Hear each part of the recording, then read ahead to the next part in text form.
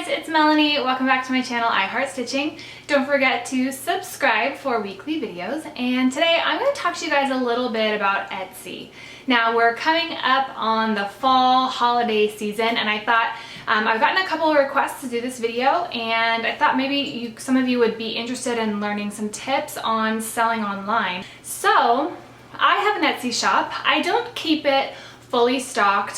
YouTube is kind of my thing, but I have had an Etsy shop for a long time, and so I think I have some tips and some words of advice that I can maybe share with you guys. So this video is kind of assuming you have an item that you already make. You have this thing that you make that all of your friends love, that you love, you would want to buy it, your friends want to buy it. You kind of already have an item. So let's just say you've sold at some maybe little boutiques or your kid's school, or you've made lots of things for holiday presents in the past, and your family is saying you should sell your stuff. So whatever the item is that you make, the biggest thing is to know what those items cost and be able to make your prices accordingly. You have to add in the time for making your listings, shipping your items, photographing them, and a lot of times I see these handmade items on Etsy and online, and they're so cheap. I know how long it takes to make a lot of these things, and you're not doing yourself any favors by selling some things on Etsy and making a couple bucks per item. It's just crazy to me. I see things that are selling for so cheap, and you can't possibly be making back the time that you spent on the item. Sometimes I even wonder what's the point of doing it if you're not gonna make any money, and you might have it as a hobby and you might just love doing what you're doing, and that's great and fine, and if you want to do that, go for it. But if your purpose is to open up a shop to make extra money over the holidays, that's not going to help you very much. So just be really aware of what your items cost, how much it actually took to make the items, and really streamline your process to get that time down as little as possible so that you can have your price be as low as possible. Do things in an assembly line fashion, photograph things all at one time, things like that to make it as quick as possible for you, and then for also you to translate to your price. The next thing is to take good photos. This is almost the number one thing that I would say. I have seen so many Etsy listings out there and the photos are terrible, and you're not going to sell items if your photos aren't good. You have to use natural light. You don't have to necessarily use a good camera. You can use your cell phone or just the camera that you have, but don't use a flash. Really focus and make your pictures good. Make them relevant, stage them. I'm still learning this, so I'm not an expert by any means, but this is something that's so important, because that photo is what is selling your product to your customer. And if the photo isn't going to do your product any justice, then you're not going to sell as much as if you had really great photos. So really try to take great photos of your items. The other thing is write a really thorough description.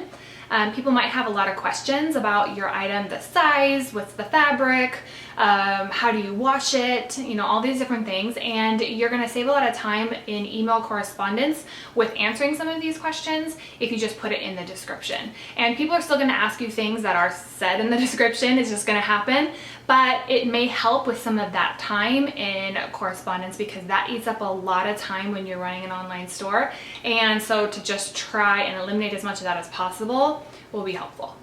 The other thing is to have your shipping prices be what they actually cost. Shipping kind of stinks and no one likes to pay shipping, but you can't just roll that in unless you want to do free shipping and you want to roll the shipping price into your product.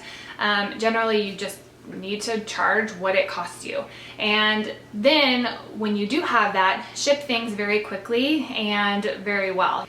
You want to have your packaging and your presentation when your customer opens up your item to be something very special so that they remember you, and you want to make sure nothing gets damaged in transit if it's jewelry or something breakable. So invest in those things that are going to make your presentation and your shipping easy. I have a postage scale, so I can do all of my shipping at home. You can sign up with USPS.com and just set up a pickup, and they'll come pick it up. It's super easy. You can print your own labels right from your own printer, and it makes it so you don't have to go to the post office, which is amazing. And kind of in that same light, ship items quickly, respond to emails quickly. It's it's just one of those things that can maybe put you ahead of someone else. There have been times where I've asked for a custom order from an Etsy shop owner and I didn't hear back within 24 hours, so I found someone else. And then, you know, that person got back to me a few hours later and I said, you know what, I found someone else, like, I'm ready to go here. Like, I don't want you to take 24 hours to make a custom listing for me. It's just one of those things, there's lots of other sellers out there, and so you can really put yourself ahead of the pack if you do those things really well. The other thing is just really have a good understanding of how the e-commerce kind of thing works, how the credit cards work. PayPal, I recommend using direct checkout and PayPal both for your Etsy shop. That way people just have a variety of ways to pay you. But, you know, make sure that you keep in mind what those Etsy fees, those PayPal fees are, so that you're very aware of what's going on, and you can also pad that into your price, because you don't want to price your product and then by the time you figure out shipping and you know, the fees, you didn't make any money, and that's no fun. So just be aware, do your research. Etsy has a ton of free you know, information on their blog. They have a seller handbook. There's a lot of different things out there, but Etsy traffic goes through the roof during the holidays. I mean, through the roof. It's crazy. I'm going to be doing a big restock of my shop just because I don't want to miss out on that opportunity. It's not too hard, especially if you have a product that you make and you already make it really well and you know exactly how long it takes you, and you can kind of pump a bunch of them out and throw them up in your Etsy shop and just kind of see what happens. So that being said, it is so awesome that Etsy has this platform, this opportunity for makers like you and me to sell our wares and to make a couple extra bucks. And if you really put your mind to it, you work really hard at it, you can do it. It just takes a little bit of time, takes a little bit of research and really kind of applying yourself, and you totally can do it. So don't be afraid of it. It's not something to be, you know, worried about. You just want to be educated and, you know, do your absolute very best. And so if you guys start an Etsy shop or you have an Etsy shop, link them in the comments below. I would love to see them. Don't worry, I'll go through my spam and approve anything that gets hit as spam, because if you put links in there, sometimes it goes into the spam folder.